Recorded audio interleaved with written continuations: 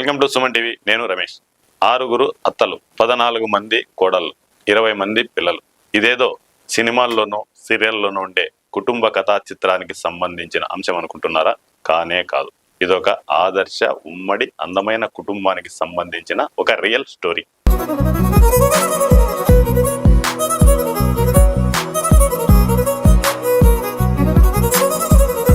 అత్త కోడళ్ళ మధ్య real life లో అనేక ఒడిదుడుకులుంటాయి. అత్త వేధిస్తోందనో, కోడలు చూడలేదనో వేరు కాపురాలు పెట్టే ఈ రోజుల్లో 6 తరాలుగా ఒక ఉమ్మడి కుటుంబం ఏమాత్రం మనస్పర్ధలకు పోకుండా అంతా కలిసికట్టుగా జీవనం సాగిస్తున్న ఓ ఆదర్శ కుటుంబం అది.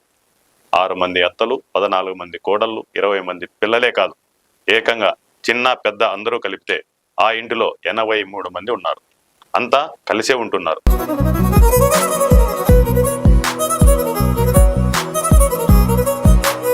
నలుగురు పిల్లలుంటేనే నానా యాగి కనిపిస్తుంది, కానీ అక్కడ మాత్రం ఆనందం తాండవిస్తోంది.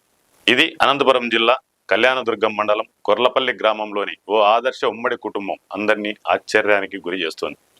దాదాపు 6 తరాలుగా ఆ కుటుంబం కలిసికట్టుగా ఉమ్మడిగా ఉంటోందంటే నేటి పరిస్థితుల్లో ఒక విశేషమనే చెప్పాలి. ఇంతమంది సభ్యులున్న ఆ కుటుంబంలో అందరూ ఆ ఇంటి పెద్దల మాట ఏమాత్రం జవదాటరు. కొర్లపల్లికి చెందిన హనుమంతరాయుడు, ముత్యాలప్పలు ఆ కుటుంబానికి పెద్దలు. వీరికి వ్యవసాయమే జీవనాధారం. అంతమంది ఉన్నా ఎప్పుడూ భేదాభిప్రాయాలు లేకుండా జీవనం సాగిస్తున్నారు. చిన్న చిన్న మనస్పర్ధలు వచ్చినా అవి ఆ కాసేపేనట. ఎప్పటికప్పుడు రియలైజ్ అవుతూ ఏమాత్రం కుటుంబం చెక్కు చెదరకుండా ముందుకు సాగిపోతున్నారు. నా పేరు ముత్యాలప్ప. మేము 85 మంది కలిసి ఉన్నాము.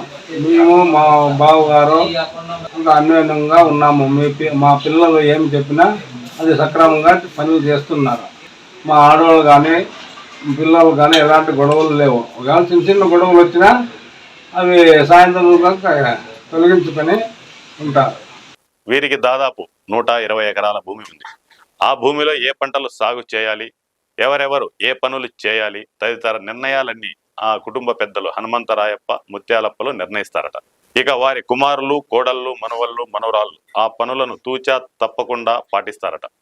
తోట పని చేసే వాళ్ళకి తోట పని, గొర్రెలు కాపులు గొర్రెల పని, ఎనుములు పోయేవాళ్ళు ఎనుములు పని ఒప్పించి ఇంట్లో వంట కానీ ఏమైనా చేయాలంటే వాళ్ళ దగ్గర సక్రమంగా చేస్తున్నారు.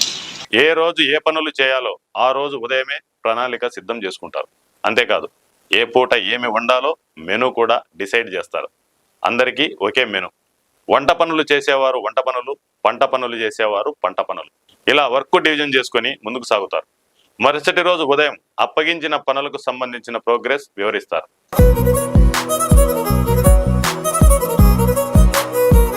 ఇక చిన్న పిల్లలకు బట్టలు కొనాలన్నా, పండగలు పబ్బాలకు సంబరాలకు ఇంటిలో సరుకులు కొనాలన్నా కుటుంబ పెద్దలే డిసైడ్ చేస్తారట. కానీ ఎప్పుడూ ఏ విషయంలో కూడా వారి మాటకు జవదాటని పరిస్థితులు లేవని చెబుతున్నారు ఆ కుటుంబీకులు.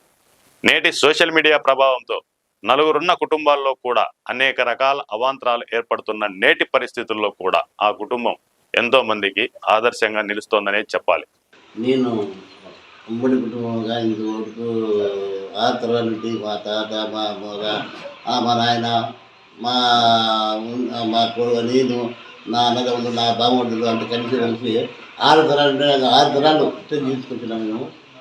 మాకు ఒకప్పుడు చాలా కష్టపడుతుందిగా ఉన్నాడు. అప్పుడు ఇంతమంది పిల్లలు లేదు, మేమే కష్టపడాలా, మేమే మా పిల్లలు కొంటాలా, మా పెద్దోళ్ళు మేమే సాగాలా. అట్లా బయటపడి నేను చదువు నాకు అప్పుడు కుటుంబం బాధపడి నాకు చదువు లేకపోయింది సార్. ఏదో 8 క్లాస్ 9 క్లాస్ చదివి ఇచ్చిపెట్టి మా కుటుంబం బాధలో పడిపోయాను నేను. ఇక ఆ రోజు నేను ఆ కుటుంబంలో రాకపోతే ఇప్పుడు నా కుటుంబం ఎక్కడ పోతుందో ఏమో సార్ అర్థం కాకుండా అయిపోతుండే. దేవుడు అన్యోన్యంగా మాకు ఈ ఇంతమంది కుటుంబం సాకేదానికి నాకు దేవుడు అనుగ్రహించాడు సార్. ఇంకా మేము కష్టపడి మేము ఎక్కడైతే ఎవరికి ఏమి అటువంటి మా దగ్గరికి వస్తే ఇక మంచిగా చేసుకుంటాం సార్. ఇక ఏ ఊళ్ళన్నా వచ్చినా కూడా ఆదుకుంటాం మేము. ఇక మా నుంచి ఏమైనా సౌకర్యంగా కావాలన్నా మేము సాయం చేస్తాం సార్ మేము. ఇంకా ఒకటి ఈ ఊళ్ళో కొంతమంది కూడా పిల్లలు చెప్తున్నారు, నేను అయ్యా ఇక్కడ ఉండండి అయ్యా, జీవించండి అయ్యా, ఇంకా దేవుడు మీకు అంతే అనుకూలం చేస్తాడు. మీరు ఇట్లా ఉండకుండా ఏం చేసుకుంటారు, ఏం చేసుకోగలుగుతున్నారు అదే ఇది. మేము ఎట్లా బతుకుతాం చూడండి ఒకసారి. చూసి నేర్చుకుంటాం ఉంటుంది. ఇంకా ఇంకా అభివృద్ధి అవుతుంది. ఆ దేవుని బాధ చేసి అన్నీ అనుకూలంగా జరుగుతాయి. ఇష్టంతో నాకు ఒకప్పుడు ఏం లేదు, తిండికి అన్నం లేదు, ఉపవాసం ఉంటాను నేను. మా తాత కాలంలో మా తాత చనిపోయినాడు, మా ఇంట్లో పిండకులు లేదు సార్, మా ఇంట్లో పిండకులు లేదు అన్న. అది ఆ పొద్దున మా తాత చనిపోయినటువంటి చనిపోయింటే పిండకులు వేరే వాళ్ళు తీసుకొచ్చి అన్నం చేసి ఆయన కాలు తీసుకుని ఉంటాను మేము. అట్లా అక్కడి నుండి నేను అది కనుక్కుని అక్కడి నుంచి నాకు పట్టుదల బట్టి మా కుటుంబం కాకూడదు, వాళ్ళ అభివృద్ధి చెందాలా, ఇంకా మా తాత తరాలంటే వాళ్ళు ఎంతో జీవించి లాస్ట్ ఏమనుకుండా అయిపోయినారు. మనం అట్లా కాకూడదు. నా కుటుంబం, నా బాబు అనుకున్నా, నా కొడుకులు అనుకున్నా, నా తమ్ముడు అనుకున్నా కష్టపడి ఇంతవరకు నేను సాగించుకొచ్చినాను సార్. నేను అట్లా కాకపోతే కదా నా కుటుంబం లేదు ఈరోజు.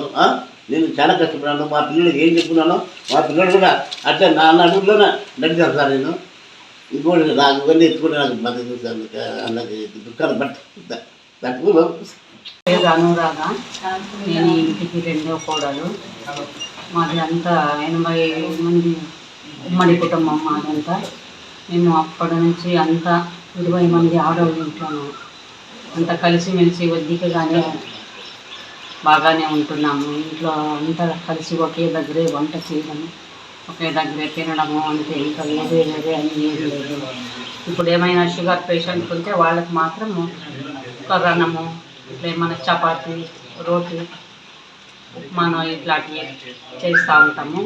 వంట మాత్రం అందరికీ ఒకటే ఇదే. అందుకు ఇంట్లో పెద్ద కానీ బాగానే అందరినీ ఒకటిగానే చూసుకుంటున్నారు. నా భార్య, నా పిల్లలని భేదం లేదు. అందరి పిల్లల్ని ఒకే రకంగా చూసుకుంటున్నారు. ఇంతవరకు కానీ అందరినీ నా వాళ్ళే వీళ్ళు అని బాగానే కలుపుగోలుతనంగానే ఉన్నాము ఇంతవరకు. కానీ పిల్లలు పెద్దల నుంచి కానీ పిల్లల వరకు కానీ ఇంతవరకు ఏ భేద అభిప్రాయం లేకోకుండానే చూసుకొని వస్తూ ఉన్నాను. అంత బాగానే కలిసి మెలిసి ఉంటున్నాము మేమంతా. కోడళ్ళు ఎట్లున్నారమ్మా? కోడళ్ళు కానీ పర్వాలేదు సార్, అంత బాగానే మాట వింటారు. ఏమన్నా కొద్దిగా డిఫరెన్స్ అట్లా వచ్చినప్పుడు అప్పటికప్పుడే మళ్ళీ సర్దేసుకుంటాం. ఎవరైనా ఏమో ఒడిదిడుకలు ఉంటాయి సార్ ప్రతి ఇంట్లోనూ. అయినా అట్లా ఉన్నా కానీ మాది వెనకనే ఒకరికొకరు బాగా అన్యోన్యంగానే కలిసిమెలిసి బాగానే ఉంటున్నాం. ఎవరు ఏమే కానీ గలటిగా చేసుకునే కానీ ఏమీ పోము సార్. అంత ఇంట్లోనే అంత బాగా వద్దికగానే ఉన్నాము.